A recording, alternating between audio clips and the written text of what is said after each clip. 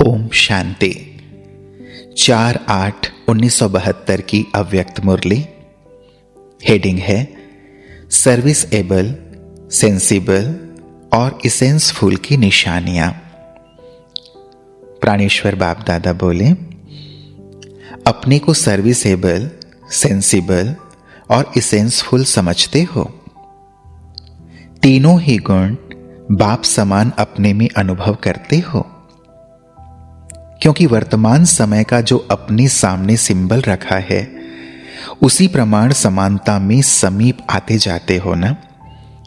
Symbol कौन सा रखा है? बाप का। विष्णु का सिंबल तो है भविष्य का, लेकिन संगम का सिंबल तो बाप ही है ना। तो सिंबल को सामने रखते हुए समानता लाते रहते हैं ना।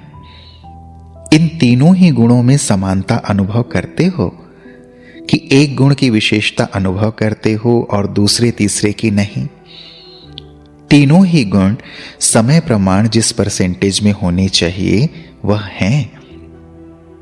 वर्तमान समय के अनुसार पुरुषार्थ की स्टेज की परसेंटेज जितनी होनी चाहिए इतनी है। 95% तक तो पहुंचना चाहिए ना, जबकि समय ही थोड़ा सा रह गया है। उस समय के प्रमाण 95% होना चाहिए। 100% तो नहीं कह सकते हैं, कहें तो समय का कारण दे देंगे, इसलिए 100% नहीं कह रहे हैं, 5% छोड़ रहे हैं। संगम युग के पुरुषार्थ के समय प्रमाण 4 वर्ष कितनी परसेंटेज है? समय की परसेंटेज अनुसार 95% तो कोई बड़ी बात नहीं है। तो इतना लक्ष्य रखते हुए स्पीड को आगे बढ़ाते जा रहे हो कि अभी भी समझते हो कि समय पड़ा है। यह संकल्प तो नहीं आता है कि अभी अजुन 4 वर्ष पड़े हैं, उसमें तब क्या करेंगे अगर अभी ही पुरुषार्थ समाप्त कर दें। यह संकल्प तो नहीं आता है। कोई कमी रही हुई है तब तो ड्रामा में 4 वर्ष रहे हुए हैं। तो फिर जब कमी को भरने लिए 4 वर्ष हैं तो कमी भी रहनी चाहिए ना। अगर कमी रह भी जाती है तो कितनी रहनी चाहिए? ऐसे नहीं 50-50 रहे। अगर 50% जो संपन्न करना है फिर तो स्पीड बहुत तेज चाहिए। इतनी तेज स्पीड जो कर सकता है वह 95% तक ना पहुंचे, यह तो हो नहीं सकता। तो अब लक्ष्य क्या रखना है? अगर समय प्रमाण ड्रामा अनुसार कुछ कमी रह भी जाती है तो 5% का अलाउ है, ज्यादा नहीं। अगर इससे ज्यादा है तो समझना चाहिए फाइनल स्टेज से दूर हैं। फिर बाप दादा के समीप और साथ रहने का जो लक्ष्य रखते हो वह पूर्ण नहीं हो पाएगा, क्योंकि जब फर्स्ट नंबर अव्यक्त स्थिति को पा चुके हैं उसके बाद जो समीप के रत्न होंगे वह कम से कम इतना तो समीप हों जो बाकी सिर्फ 5% की कमी रहे। बाप अव्यक्त हो चुके हैं और समीप रत्नों में 50% का फर्क हो, तो क्या इसको समीप कहेंगे? क्या वह 8 नंबर के अंदर आ सकता है?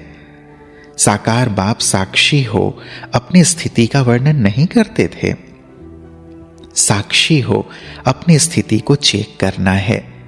जो जैसे हैं वह वर्णन करने में ख्याल क्यों आना चाहिए? बाहर से अपनी महिमा करना दूसरी बात है, लेकिन अपने आप की चेकिंग में बुद्धि की जजमेंट देना है। दूसरों को आपकी ऐसी स्टेज का अनुभव तो होना चाहिए ना। तो समीप रत्न बनने के लिए इतनी स्पीड से अपनी परसेंटेज को बनाना पड़े। 50% तो मेजॉरिटी कहेंगे, लेकिन अष्ट देवताएं माइनॉरिटी कैसे कह सकते? अगर मेजॉरिटी के समान माइनॉरिटी के भी लक्षण हो तो फर्क क्या रहा? तो तीनों ही बातें जो सुनाई वह अपने आप में देखो। सर्विसेबल का रूप क्या होता है, इसको सामने रखते हुए अपने आप को चेक करो कि वर्तमान स्थिति के प्रमाण व वर्तमान एक्टिविटी के प्रमाण अपने को सर्विसेबल कह सकते हैं। सर्विसेबल का हर संकल्प, हर बोल, हर कर्म सर्विस करने योग्य होगा। उसका संकल्प भी ऑटोमेटिकली सर्विस करेगा, क्योंकि उनका संकल्प सदा विश्व के कल्याण प्रति ही होता है, अर्थात विश्व कल्याणकारी संकल्प ही उत्पन्न होता है, व्यर्थ नहीं होगा। समय भी हर सेकेंड मनसा वाचा कर्मणा सर्विस में ही व्यतीत करेंगे। उसको कहा जाता है सर्विसेबल। जैसे जिसको जो स्थूल धंधा व व्यापार होता है, तो ऑटोमेटिकली उनके संकल्प व कर्म भी उसी प्रमाण चलते हैं ना सिर्फ संकल्प, स्वप्न में भी वही देखेंगे। तो सर्विसेबल के संकल्प ऑटोमेटिकली सर्विस प्रति ही चलेंगे, क्योंकि उनका धंधा ही यह है। अच्छा, सेंसिबल के लक्षण क्या होंगे? हर एक ने सुनाया। इतने लक्षण सुनाए हैं जो अभी ही लक्ष्य में स्थित हो सकते हो। सेंसिबल अर्थात समझदार। लौकिक रीति जो समझदार होते हैं वह आगे पीछे को सोच समझकर फिर कदम उठाते हैं, लेकिन यहां तो है बेहद की समझ। तो समझदार जो होगा उसका मुख्य लक्षण त्रिकालदर्शी बन तीनों कालों को पहले से ही जानते हुए फिर कर्म करेगा। कल्प पहले की स्मृति भी स्पष्ट रूप में होंगी कि कल्प पहले भी मैं ही विजयी बना हूं, अभी भी विजयी हूं, अनेक बार के विजयी बनते रहेंगे। यह विजयीपन के निश्चय के आधार पर व त्रिकालदर्शीपन के आधार पर जो भी कार्य करेंगे वह कब व्यर्थ व असफल नहीं होंगे। तो समझ त्रिकालदर्शीपन की होनी चाहिए। सिर्फ वर्तमान समय को समझना इसको भी संपूर्ण नहीं कहेंगे।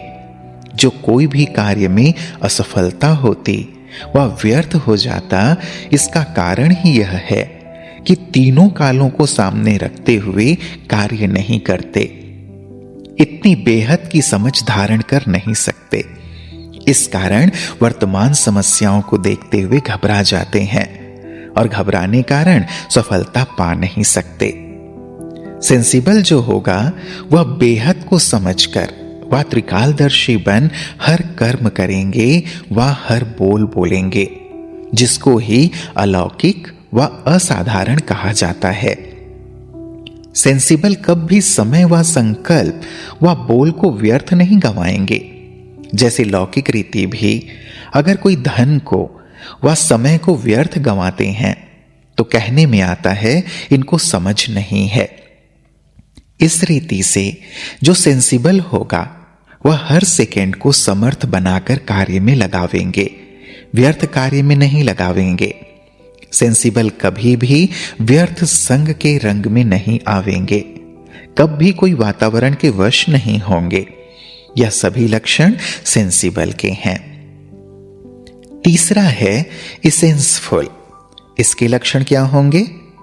हर एक ने सुनाया। सभी ने ठीक सुनाया, क्योंकि सभी सेंसिबल हो बैठे हैं ना।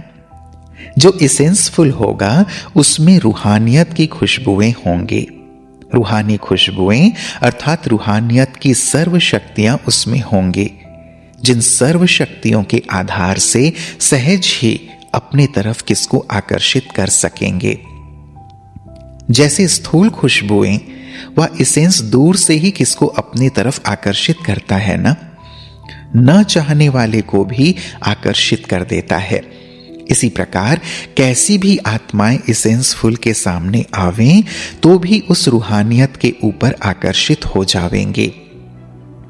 जिसमें रूहानियत है उनकी विशेषता यह है जो दूर रहते हुए आत्माओं को भी अपनी रूहानियत से आकर्षित कर सकते हैं। जैसे आप मनसा शक्ति के आधार से प्रकृति का परिवर्तन व कल्याण करते हो ना।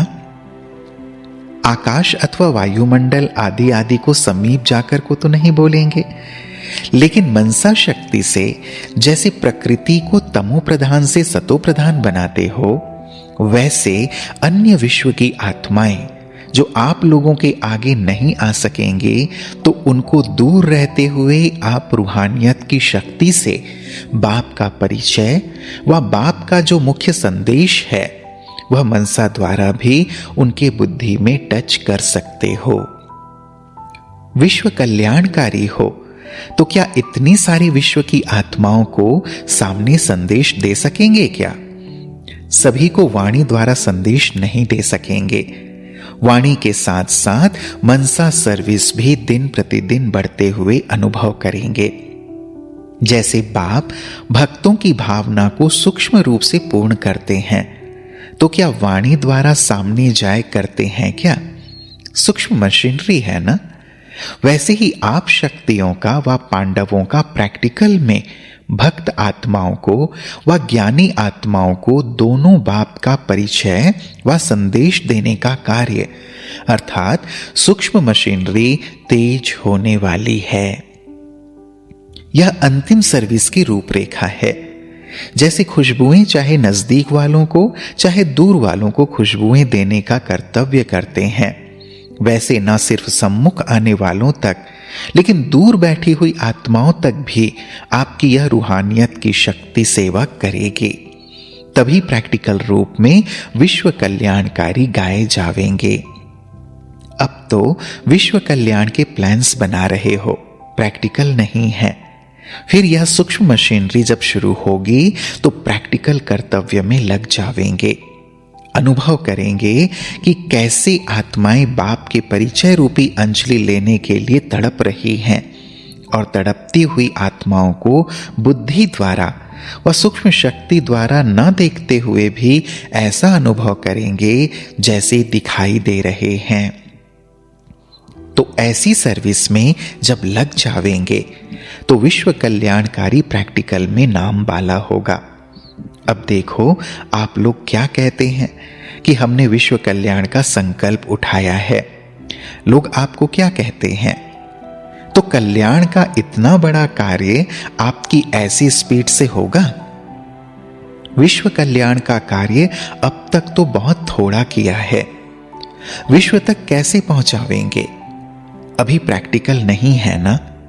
फिर चारों ओर जहां जहां से मास्टर बुद्धिवानों की बुद्धि बन सूक्ष्म मशीनरी द्वारा सभी की बुद्धियों को टच करेंगे तो आवाज फैलेगा कि कोई शक्ति, कोई रूहानियत अपनी तरफ आकर्षित कर रही है।